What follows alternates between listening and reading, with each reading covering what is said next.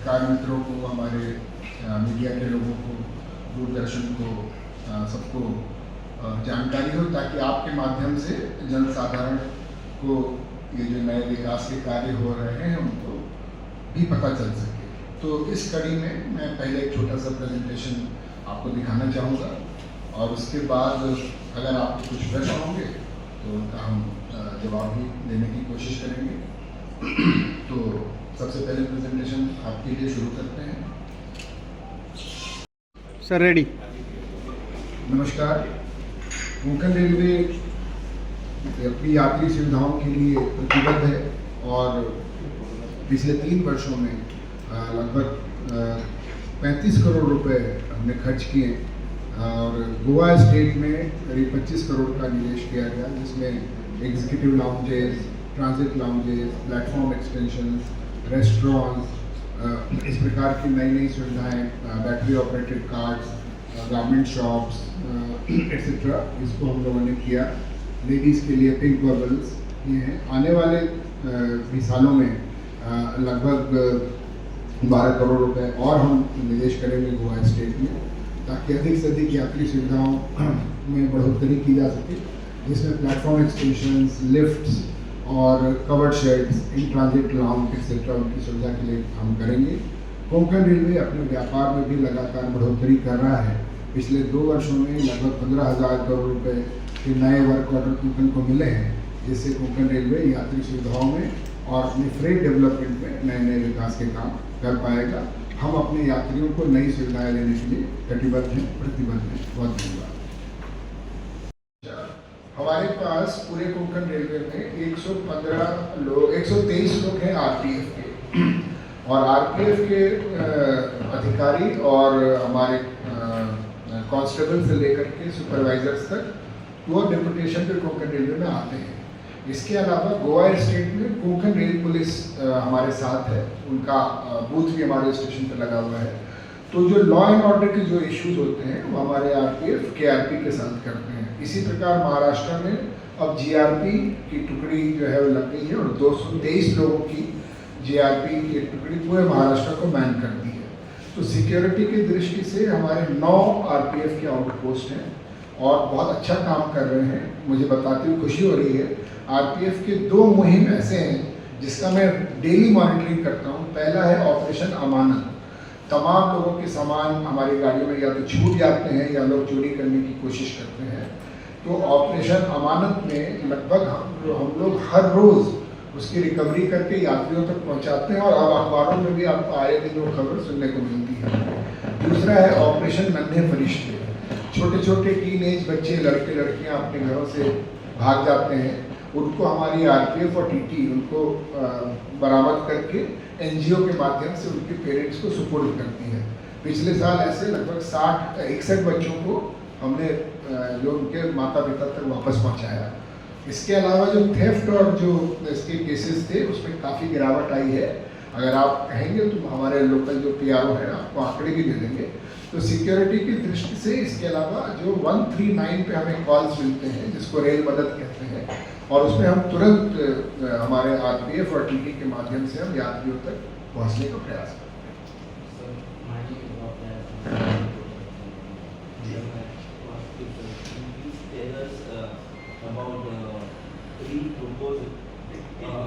railway stations in Goa, Sarzora, Neora and Mayan.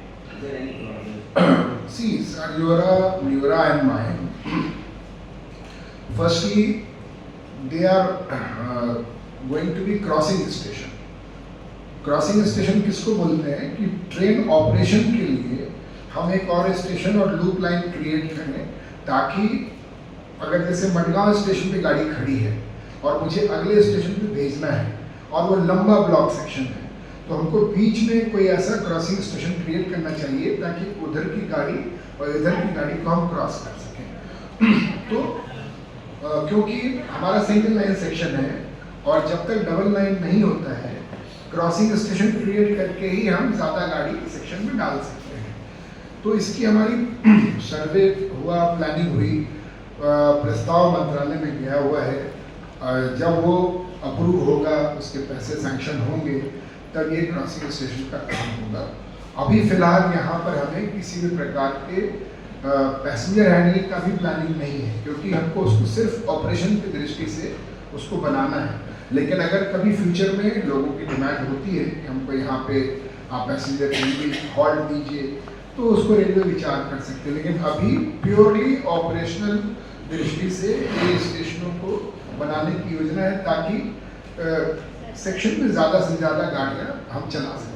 Why I'm asking because when people have started proposing No, because people were under the impression that on these stations, passengers and freight trains will be handled. I once again reconfirm that right now these stations are going to be only crossing station, no freight handling at all, no coal handling at all. Okay, because people have that wrong impression. So I want to clarify. Sir, railway station which we have in Goa. So as you are mentioning in your presentation, there are other shops like where we get this other essential commodities as well as TKS.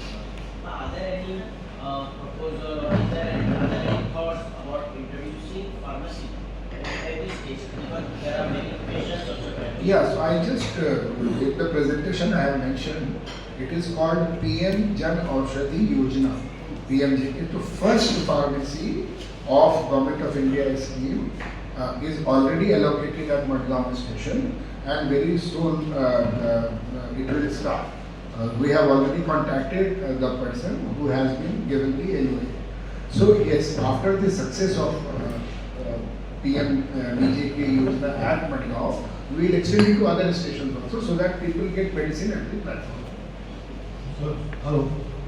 So, in medical emergencies, Yeah. activity is crucial. Does Konkan Railway plan to introduce emergency patient travel protocol, sir? ये क्या बात आ रही है? Sorry, I think there was some disturbance. My voice is clear. Right. So I think you have asked about medical emergency. Yeah. We have a very robust, very beautiful system in a train. Whenever a passenger demands medical help, there are two ways. One, he or she tells the TT or dials 139 on Rail Mother. Immediately on the next available hall, help of doctor is provided. If required, help of ambulance is provided. Every day, on an average on Konkan Railway, minimum 2 to 3 such help are already being done. तुम्ही पळयतात गोंयकारपण, गोंयकारांचो गोंयकारा खातीर.